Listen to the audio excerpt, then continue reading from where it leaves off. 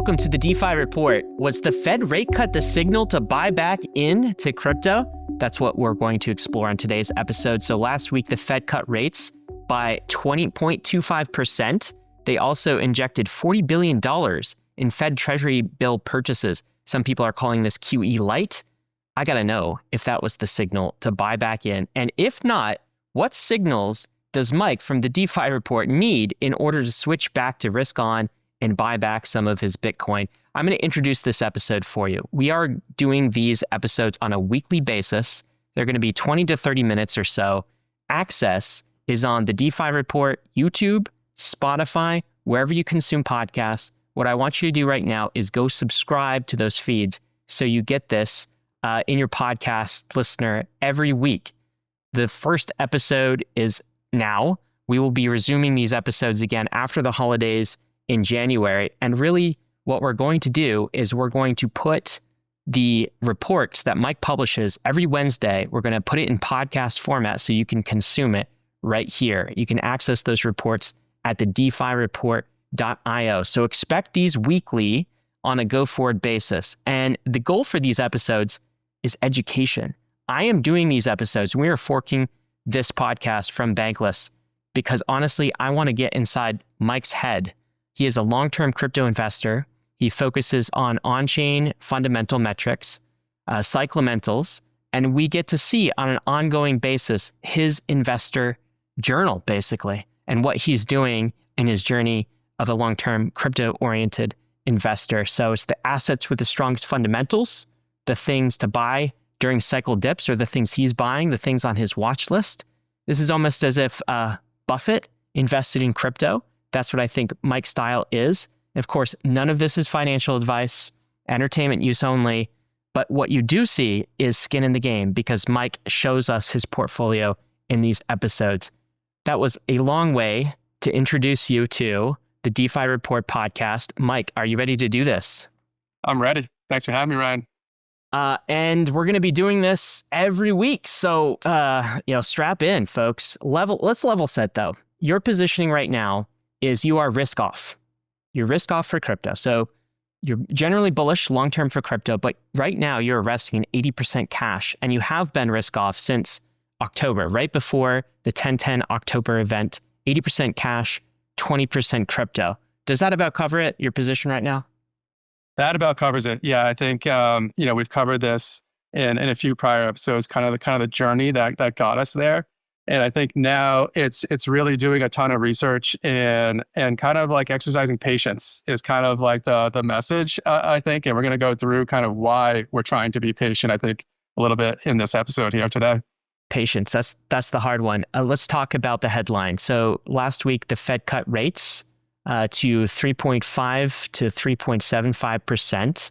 There was also this surprise announcement from the Fed, a $40 billion per month in Treasury bill purchase. So some were quick to label this as QE light. What did the Fed do? And what was the real objective here? And how are market participants perceiving it right now? Yeah, it's been a week since last week's FOMC meeting, which was a pretty interesting meeting. I watched the full press conference and I watched kind of a lot of the commentary on CNBC right after that. And then I kind of went to Twitter, and it's always interesting to go check out crypto Twitter or fintech Twitter on Fed Day because there's generally quite a bit of noise and a lot of interesting reactions to what the policy message was.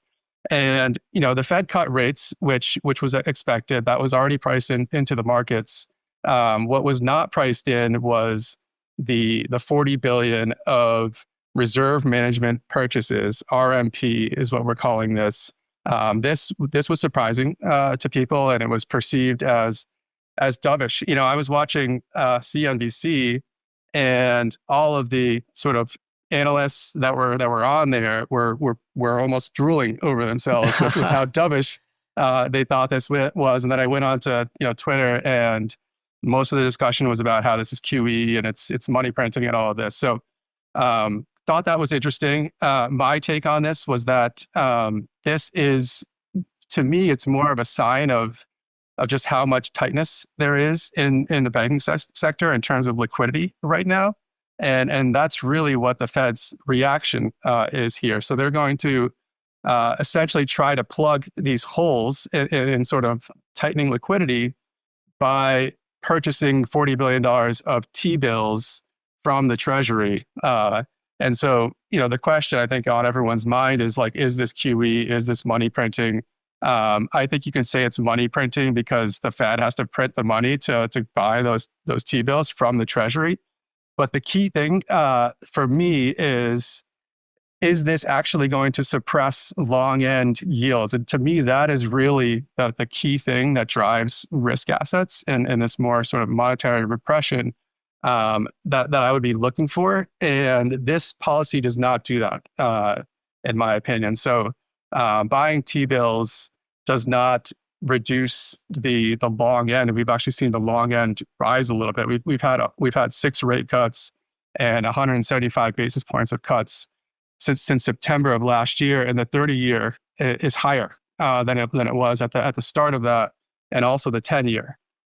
So the long end of the curve is really the thing to pay attention to, and so I just don't see this as bullish for risk assets, and I think we've sort of had confirmation of that by what we've seen with Nasdaq and Bitcoin since last Wednesday. So that's kind of the key takeaway to me is like we're not reducing duration. And when you reduce duration, that is what causes investors to sort of rebalance portfolios, move out of bonds, go into riskier assets.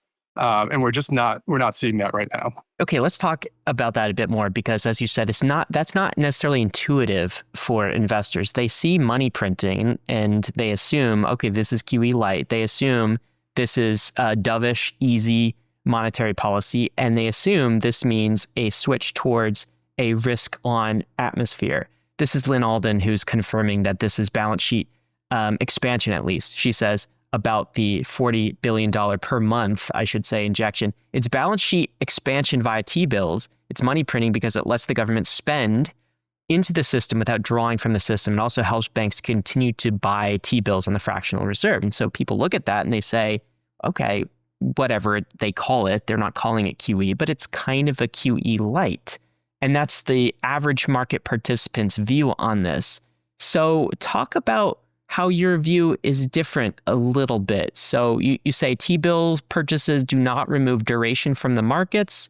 There's no suppression of long end yields, and therefore the financial conditions are not broadly eased. What is this idea behind long end yields and duration from the market? So what's different between this type of balance sheet expansion and others that we've seen? Yeah, I think that's the key distinction is, just because we're going to expand the balance sheet now, we were doing QT for a long period of time. The plan was to end QT, at the beginning of December, and we're sort of expecting this type of move at some point. It came earlier than expected. And so now we are not only not reducing the balance sheet, we're going to start expanding it again. But to me, the key distinction is the duration of the assets that the Fed is actually purchasing and going onto its balance sheet.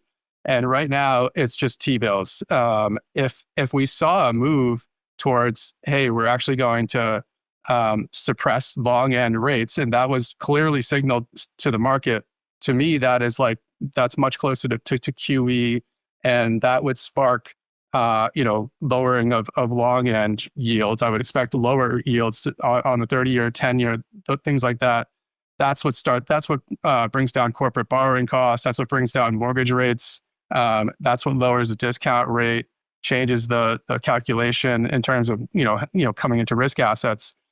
So those things are not happening. Mortgage rates have not come down since that policy was put in last week. So these are all the things that sort of would prompt more of a risk-on environment to me.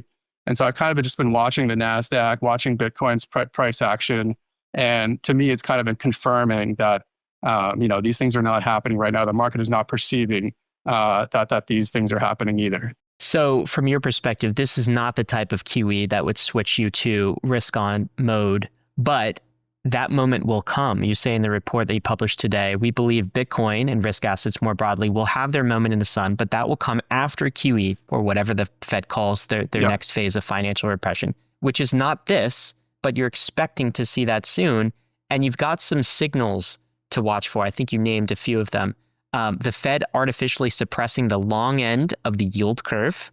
Okay, so I guess we'll see that. Tell us what that looks like. And then real rates falling, corporate borrowing costs declining, term premium compressing, equity discount rates falling, and mortgage rates falling. We haven't seen those signals, but you say we will see those signals when we get the real QE print?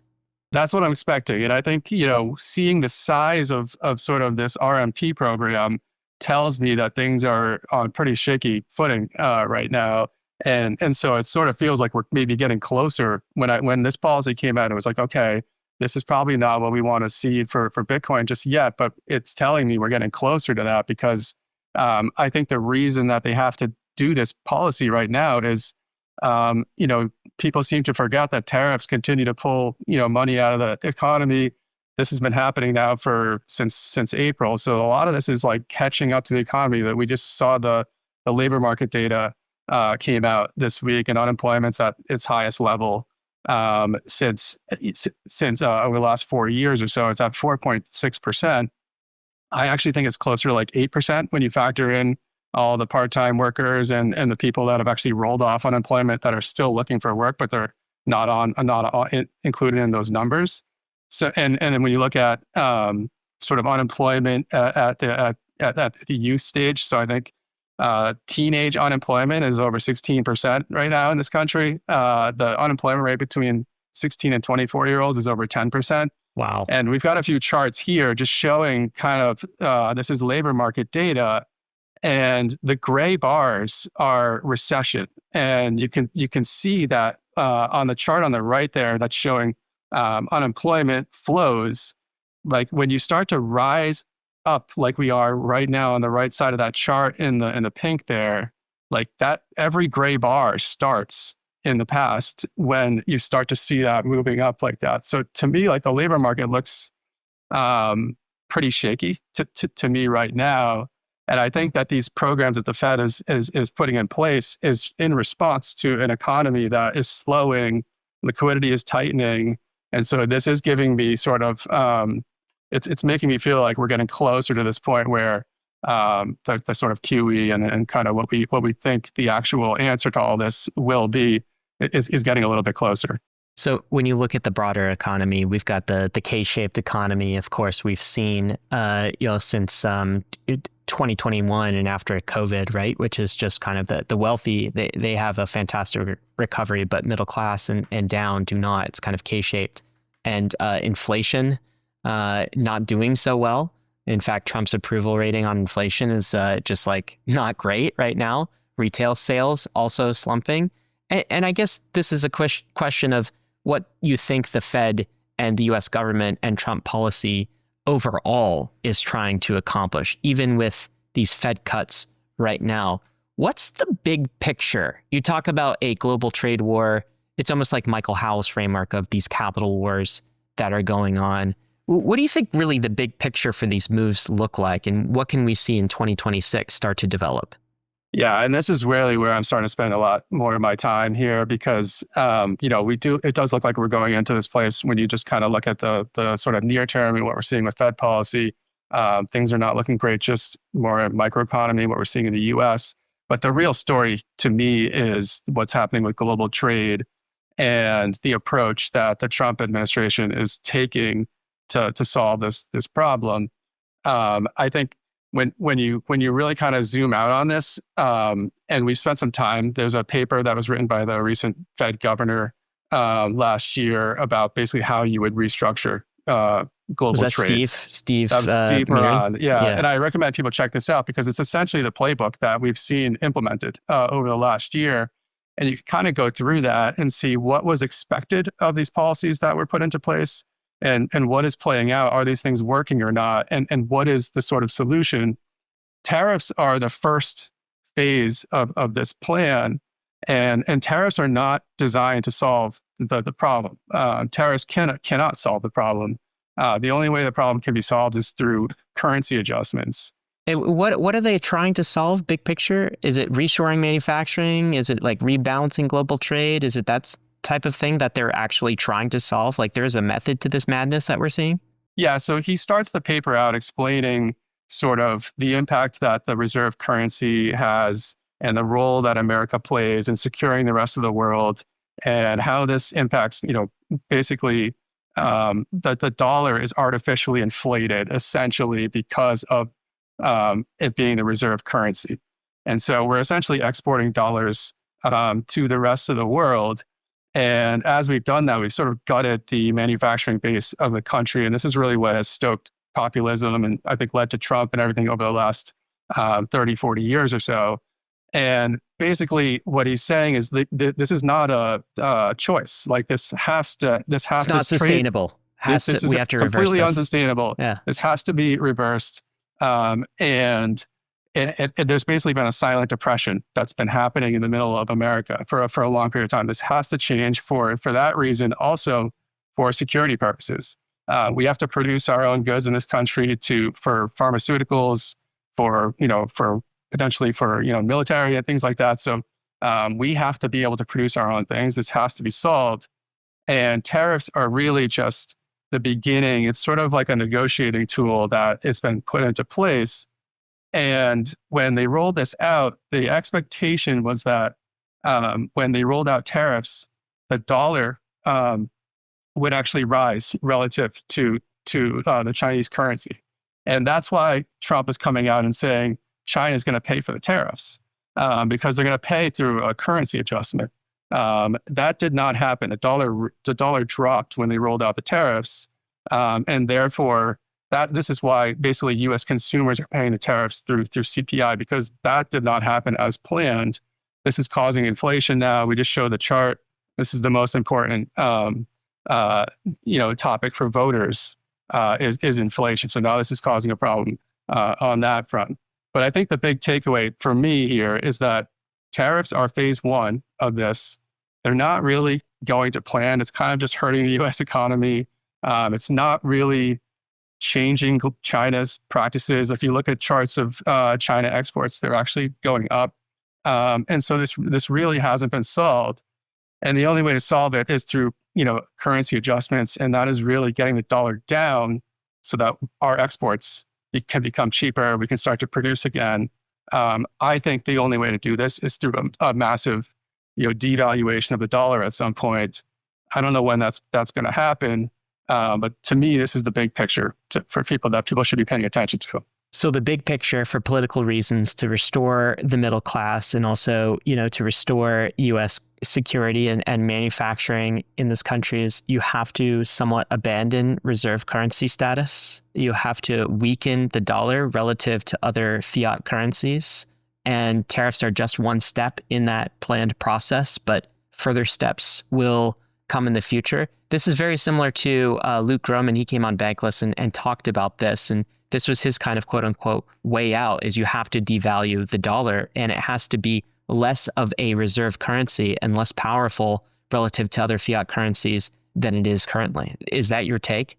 I think so. They obviously don't want that to happen. I think they would prefer to keep the reserve currency, keep the U.S. Treasury as the global reserve asset.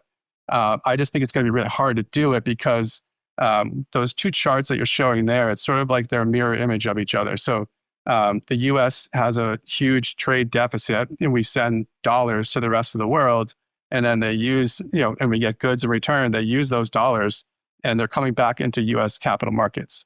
And so I think what Luke Gromen is saying is that you can't solve this problem and have everybody still using the U.S. Treasury as that reserve asset. There's probably going to be something else. I don't think we're going to be using a different currency or anything like that. I think the dollar is not going anywhere. But the U.S. Treasury as the reserve asset, as the thing that everybody invests their surplus from selling goods to the U.S. into, that could change if we're devaluing the dollar. And then where's it going? That's what we like to set up for Bitcoin and other hard assets. Yeah, so this is the big picture setup, I guess. So it's not happened yet. We haven't seen that big real QE injection, but you're still forecasting that on the horizon and there will be signs and you think that is the inevitable destination. So even if the dollar does retain some reserve currency status relative to other fiats, it doesn't mean it won't lose market share to, non-sovereign reserve assets like, say, cryptocurrencies like a Bitcoin or like a gold. And that, I think, is what you're forecasting, but not yet. This is where the word that you talked about early in the episode, patience, comes in again. So let's talk about the cycle itself and what we see on-chain right now. So what does Bitcoin look like on-chain? And remind us why these cyclometrics are so important for you and why you look at the on-chain holding patterns of Bitcoin in order to forecast what's going to happen in the future.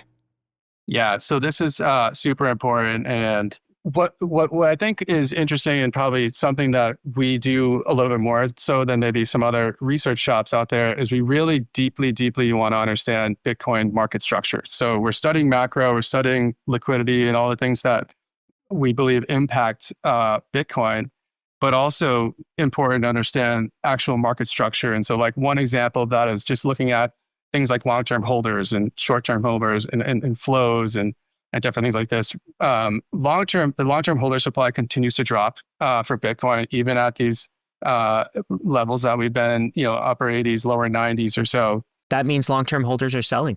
They're still selling. We're seeing the supply drop. So it looks like they're still kind of exiting the market somewhat, not I wouldn't say in a chaotic, fashion.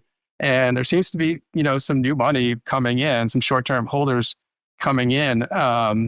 But for me, the takeaway, with this chart is that, Bitcoin doesn't bottom until long-term holders have, kind of exited the market.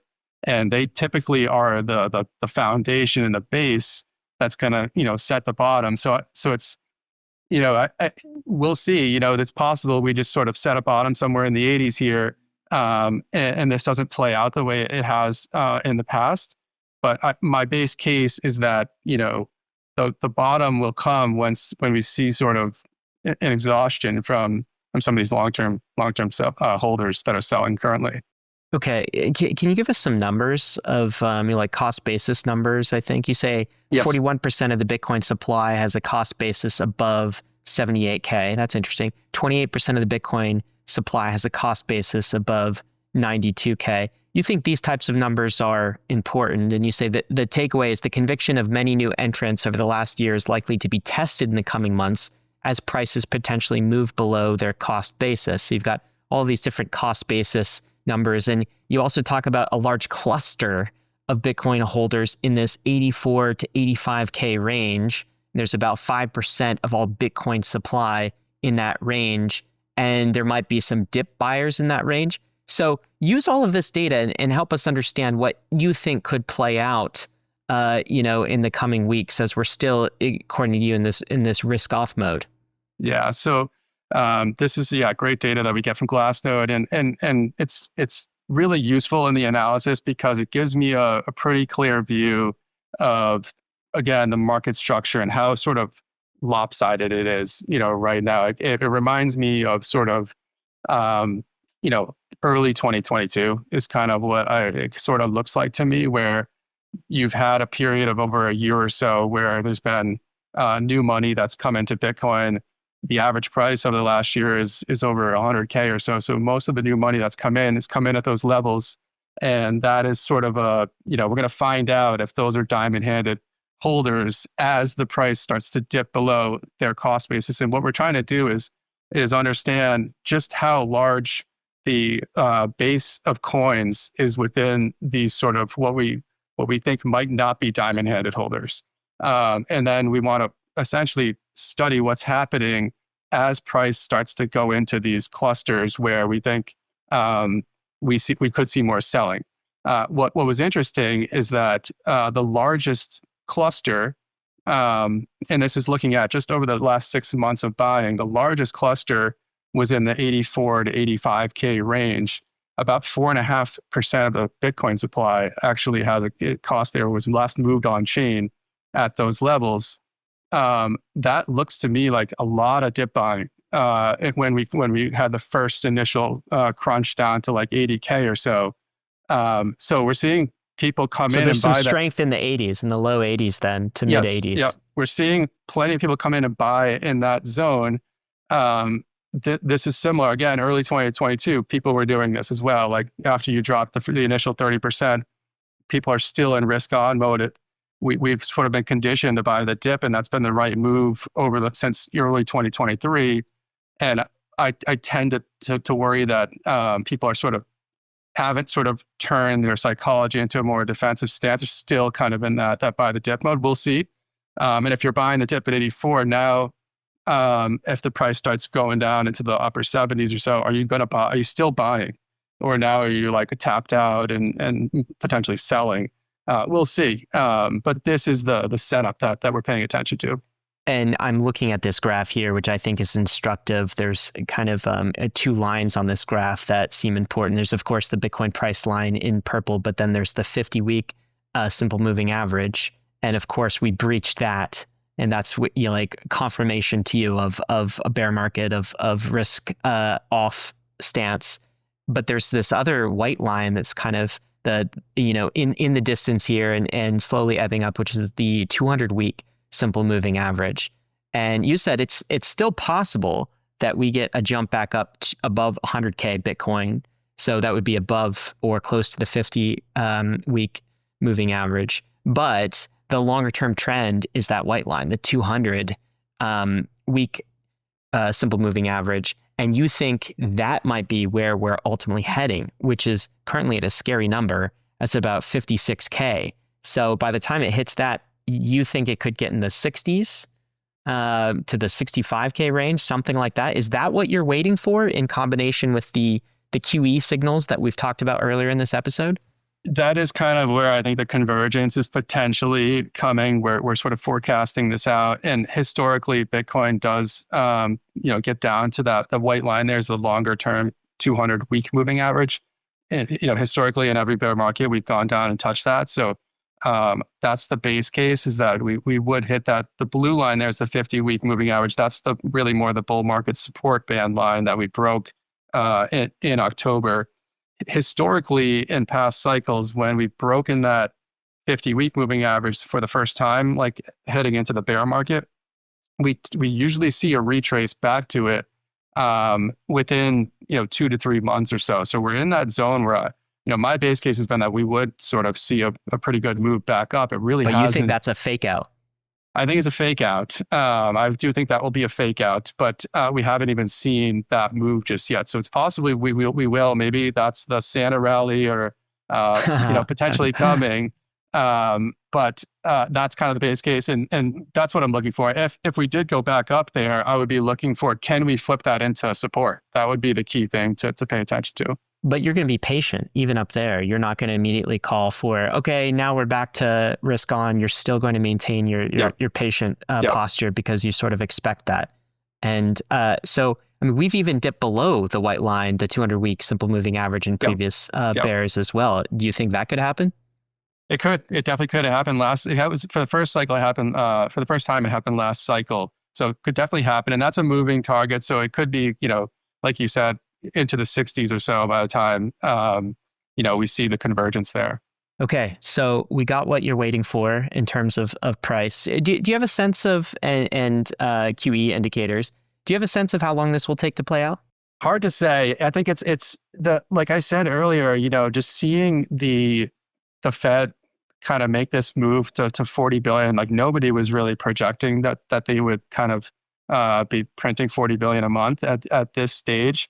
Yes, it's just the T-bills, and we don't think that that's necessarily great for risk assets right now, but it shows that there's some concerns out there. And like the deeper I go into the economic data right now, the more concerned, I'm becoming about just the health of the economy. So if it continues to deteriorate, like it could be Q1, we start to see, the markets can be pretty reflexive. And what I think could happen, everyone is still very much locked into the AI trade and everything.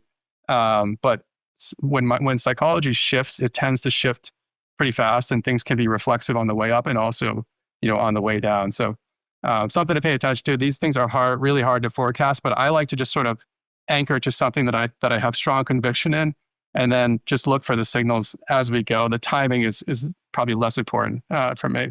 So they answer the question, was the Fed rate cut the signal to buy back in? Mike is saying no, it was not the signal. Patience right now to wait for the bigger QE indicators and for prices to drop still further. So you got to look for the risk on. You are right now positioned in risk off with 20% crypto holdings and 80% cash. In the meanwhile, it seems like you are doing some research on your portfolio watch list, basically, of assets that you would buy at bottoms, and that continues on the DeFi report. What's the best way to follow your strategy here, aside from, of course, listeners, go subscribe to the DeFi report. We're publishing this on a non-bankless feed, so it's a separate feed. So go do that. Spotify, wherever you consume podcasts, also YouTube. What else can folks do to plug into your strategy and what you're watching? Yeah, so we write weekly reports, sometimes twice weekly, and all of the research is geared towards cycle awareness, cycle metrics, deeply understanding fair value for Bitcoin, and patience right now. So doing a lot of research and kind of patiently waiting for our price targets to hit. People can follow the research at the DeFiReport.io is the best place to follow the written reports. And yeah, excited to do these episodes with you on a weekly basis moving forward. To get into a little more nuance, I think, which is helpful for people that maybe we can't get into in some of the written stuff. So I am a paid member of this service, the DeFi Report Pro. That comes with 2 weekly reports. It also comes with access to all of Mike's portfolio holdings and something that's come in handy, which is an alert when things change. So that was very helpful just before the 1010 episode. Also includes these watch list assets. These are the tokens that you have that you might be purchasing at some point in the bear market cycle. What's on the watch list right now, Mike? Yeah, we just did a report last week on Robinhood. So Robinhood is on the watch list. I encourage people to check that out. I think it was one of our best reports that we've done. And you know, Robinhood is a really interesting company. We think that's potentially a financial institution of the future. And it's an asset that we were in. Early back in 2022, we rode it all the way up. This cycle, we're out of it now, but we'd like to buy it back at lower prices. We've got a report on Hype coming. Hype is on the watch list. We covered Pump Fund recently. That's on the watch list. And we've got a lot more coming. We're going to be covering the Bitcoin mining sector. We've got Galaxy coming as well. So lots more coming. And like the goal of all this is like, hey, we're in a bear market. Like this is what I get sort of excited for. I know that's a little odd to say, but it's just so much easier to do the deep research, build the conviction. There's less noise at this stage, I think. And this is when we want to be doing all that research. And so in preparing ourselves for when the opportunity comes to buy our favorite assets at the prices we want to pay for them. Go subscribe if you want to follow along with the journey. I certainly am. Mike, thanks so much. I got to let you know, of course, none of this has been financial advice. Thanks for following the DeFi Report on our crypto fundamentals journey. We will see you guys after the holidays.